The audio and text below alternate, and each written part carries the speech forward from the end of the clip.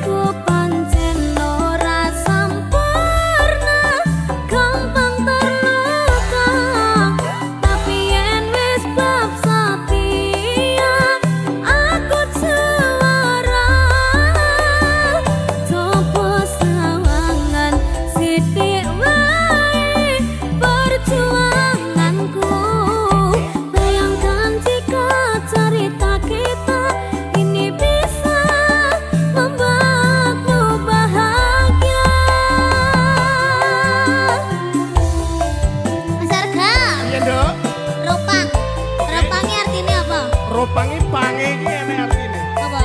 Pangapunten nek liyane niken mboten mawon. Alah, alah.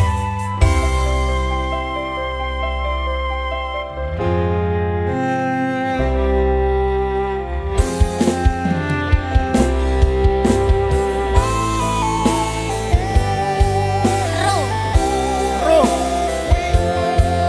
Roda itu pasti berputar. Ora rondo panguripan mau. Kenapa wong kere selalu dicampakan? Menggigit hatiku aja remuk kau abaikan. Tawanan kepikiran selalu terbayang-bayang. Meski disepelekan ku coba mengusahakan. Serumos rene ku berjuang, cintaku takkan pernah latah. Kowe tetap tak sanding, rasaku tak berpaling. Aku tiada tanding, ku pastikan happy ending. Aku pancen ora sempurna, gampang terluka. Tapi yen wis bab setia, aku juara. Coba sawangan sithik wae perjuanganku. Bayangkan jika cerita kita ini bisa membuatmu bahagia. Aku pancen ora sempurna, gampang terluka. Tapi yen wis bab setia, aku juara. Coba sawangan sithik wae perjuanganku. Bayangkan jika cerita kita ini bisa membuatmu bahagia.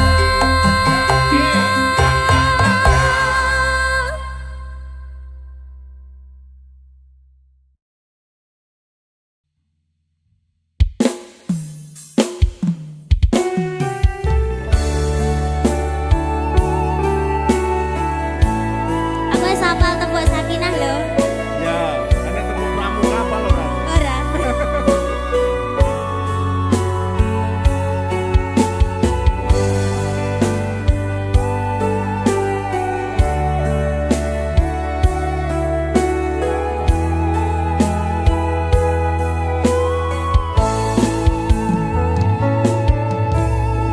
Tak ceritani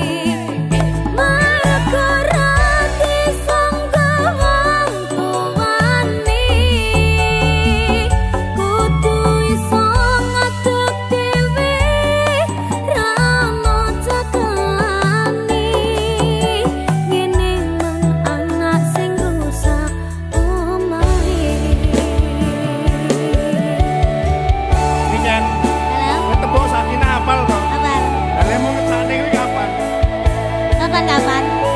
Dipikir sih, egone wong tua Bon. Oh iya. Apa meneh lagu iki? Ayo, kaya lagu ini lho. Kayak kisahku. Alah, meneh kabeh kisahku kabeh.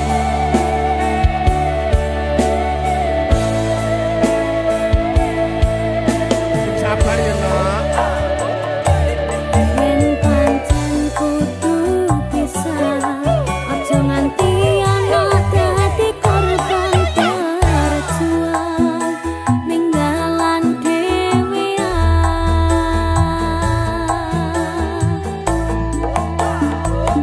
ora ana sing njaluk dilahirke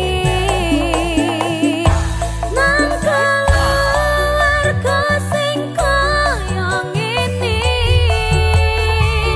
tak tampa panane kabeh kahanane yen pancen ngene iki takdire kudu iso kuat daungane Marga ati sanggawang tuwane kudu iso ngadeg dhewe ra moco kelane ngene menana sing rusak omahe ora ana sing njaluk dilahirke nang keluarga sing kaya ngene tak tampa apa anane kabeh kahanane yen pancen ngene iki takdire kudu iso kuat galungane marga rati sangga bangkuane kudu iso ngadeg dhewe ra moco kelane ini anak sing rusak omahe ngene anak sing rusak omahe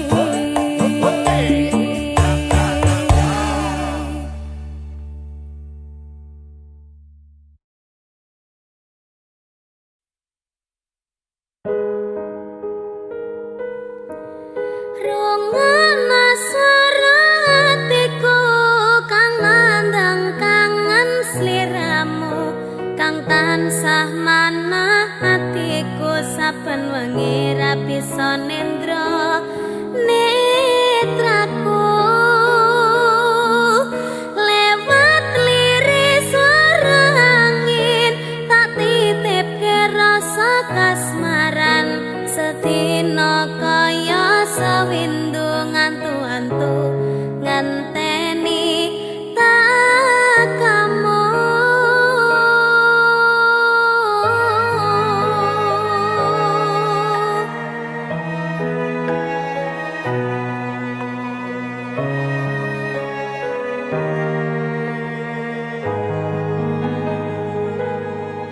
padang bulan datari ngancani ati kang sepi gawe ngambar rasa angan iki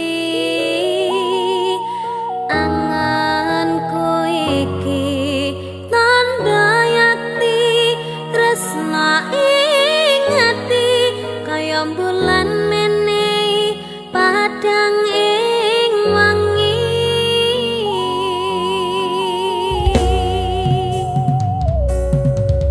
tak simpen ning jero ati semu tansah ngangen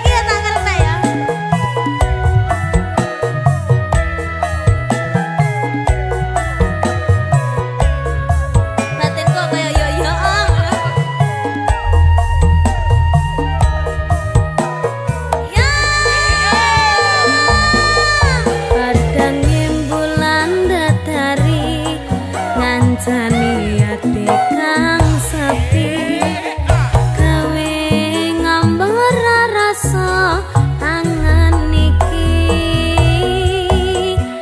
anganku iki tanda yakti tresna ing ati kaya bulan menehi padang ing wangi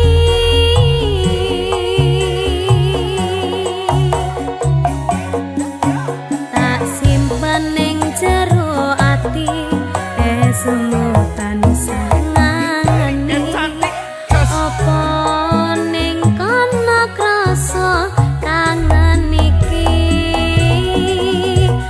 nadyan akeh kudu rangangi dalane tresna mong sliramu mamani kalbu ra ana wong liya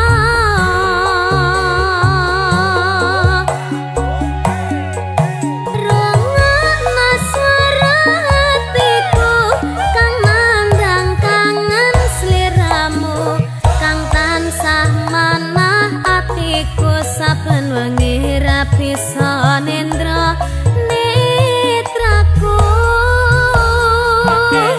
lewat liris swara angin tak titipke rasa kasmaran setino kaya sewindu ngantu-antu ngenteni tak kamu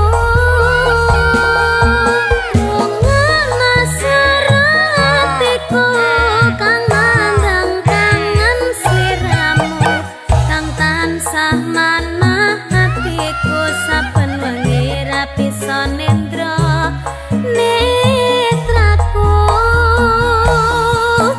lewat liris swara angin tak titipke rasa kasmaran setino kaya sewindu ngantu-antu ngenteni tak kamu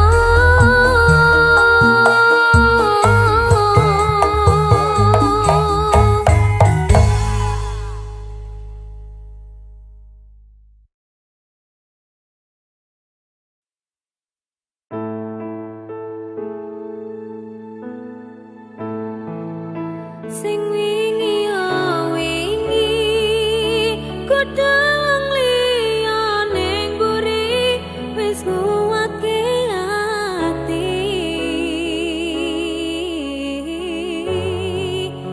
ngapurane sayang ora tak baleni warani atimu sing suci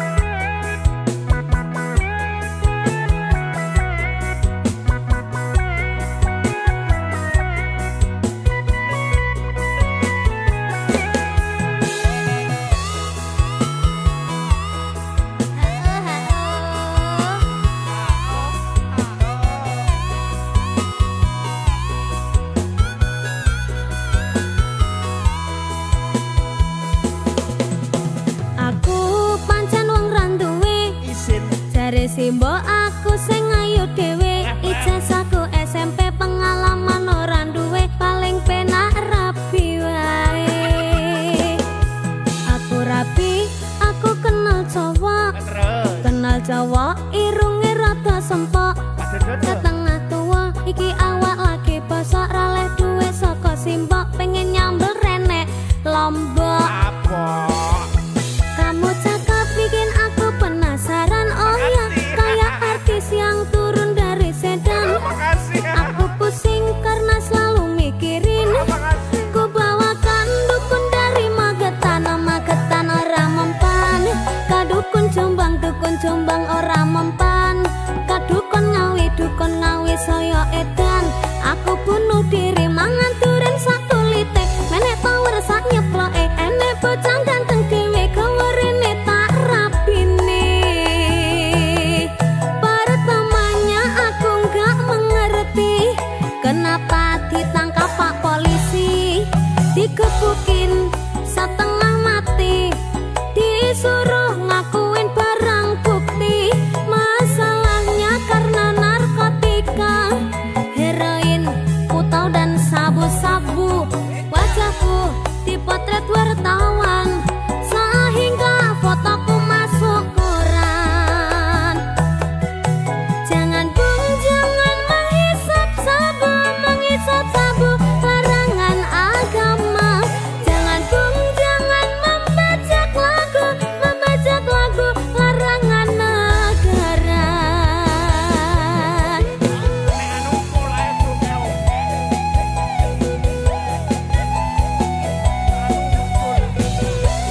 Kali rangga satu Kak.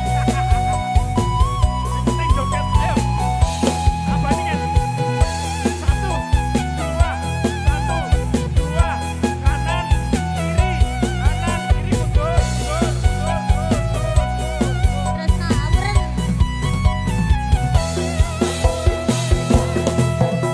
Aku pancen wong randuwe, jare Simbok aku sing ayu dhewe, ijazahku SMP pengalaman ora duwe, paling penak rapi wae.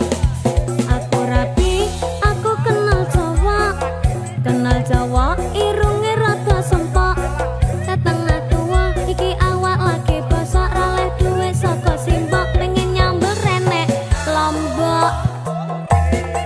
Kamu cakep bikin aku penasaran, oh ya kayak artis yang turun dari sedan.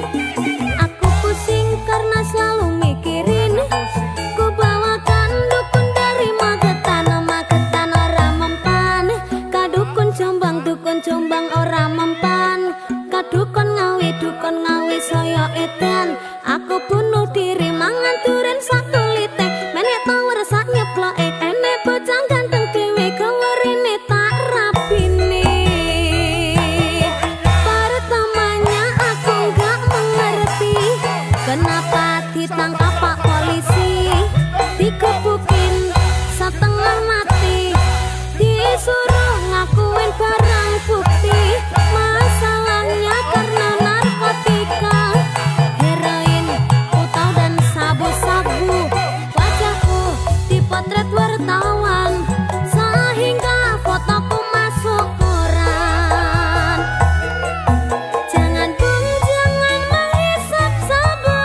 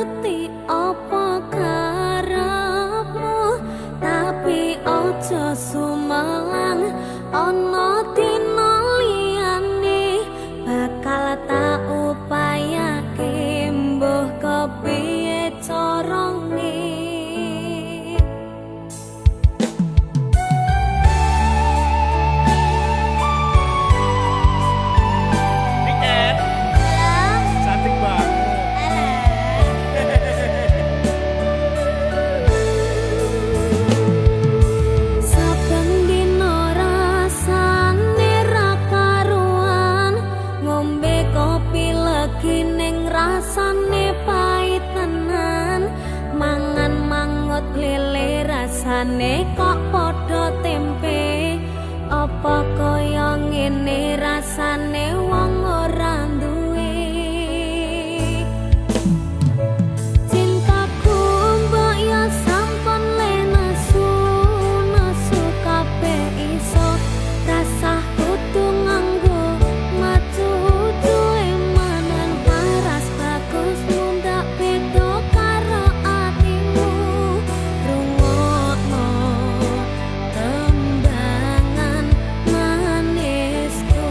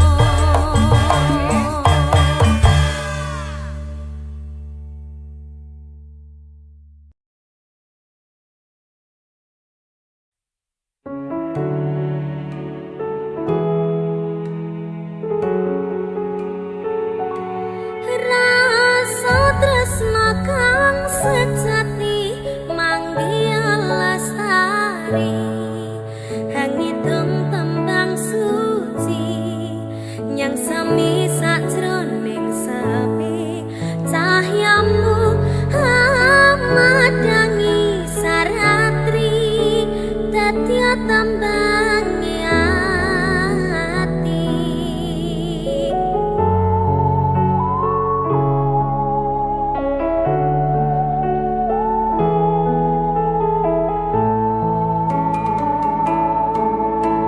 sang dewi katon lam-lami hamba barawangi semi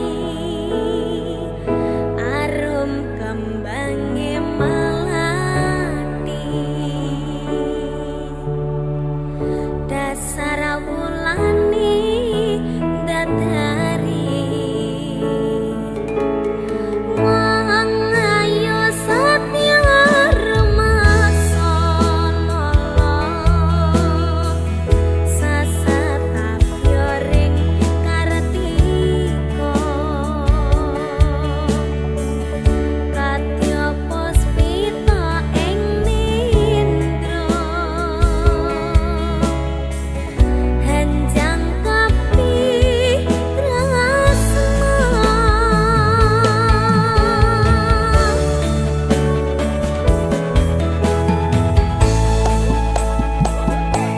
rasa tresna kang sejati manggil lestari hangidung tembang suci yang semi sajroning sepi cahyamu madangi saratri dadi kambange ati angan-angan kula lono tamang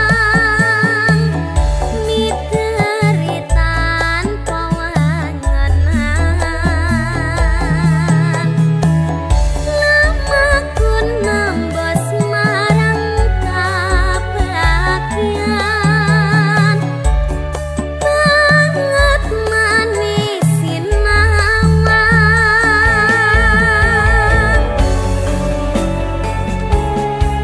KMD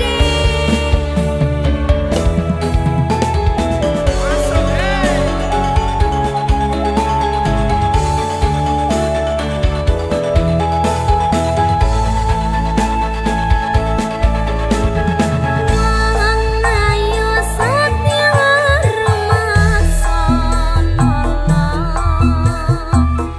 sasatapyoring kartika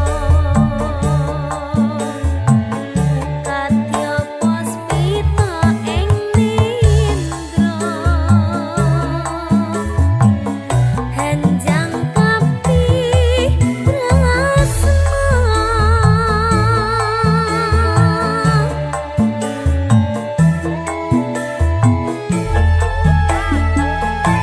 rasa tresna kang sejati manggil lestari hangidung tembang suci yang sami sajroning sepi cahyamu madangi saratri dadi kambange ati angan-angan kula lono tamang miteri tanpa wangenan lamaku nembus marang kebahagiaan banget manis sinawang manis sing tak sayang